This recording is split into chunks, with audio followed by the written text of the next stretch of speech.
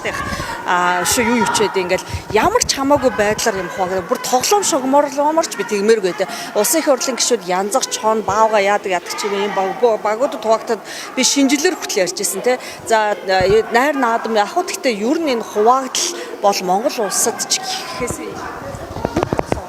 маш муу юм багхгүй. Ихэвчлэн ямарваа нэгэн ийм юмны ард цаагуур болж байгаа том хэрэгүүдийг далдлахын тулд нэг иймэрхүү хуваагдал гаргаж тэгээд олон нийтэд шидэж өгдөг.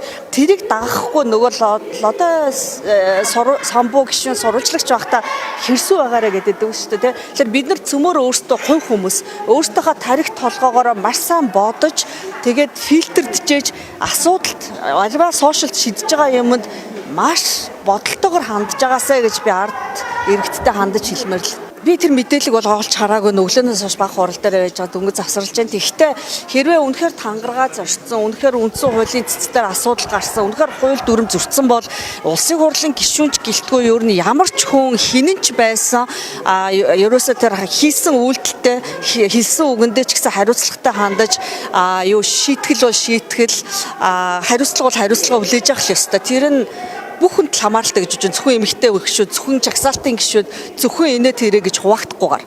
Манайд бас нэг хуулийг буруугаар нь ашигладаг бол байдаг шүү дээ. Одоо энийг мэдээж одоо чангаар зоригтойгоор байр суурь илэрхийлэх гişүүдийг одоо золиослогч гэх ийм байдлаар ашиглах маань. Би хараа энэ дээр ингэж утсан. Ер нь бол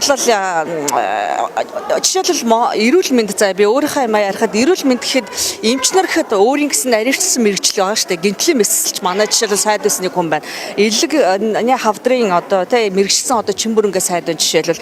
За тэгэл юу гэдэг цатран дотрын эмч мэдрэлийн эмчгээл эмчнэр эмч болгон өөрийн гэсэн салбараа л мэддэг байхгүй юу? Ер нь яг эмчээр мэрэгсэн хүн бол яг тэр шиг хуульч болгон бас тийг үндсэн хуулийн хуульч гэж тусдаа эрүүгийн хууль, захиргааны хууль, иргэний хууль яг тэр шиг иймэрхүү асуудал дээр яг мэддэг мэрэгчлээ хүмүүс л энэ талаар яриасан. Түүнээс хүн болгон бодсон санснаа мэдхгүйгээр сайн санаж яриад байгаа юу? Хүмүүсийг сатааруулж яриад байгаа юу? Буруу зүрх ойлголт ард өмнөдөө олохгүй хариуцлагатай ярьж байгаадаа хандаасаа л гэж хүсэж байна.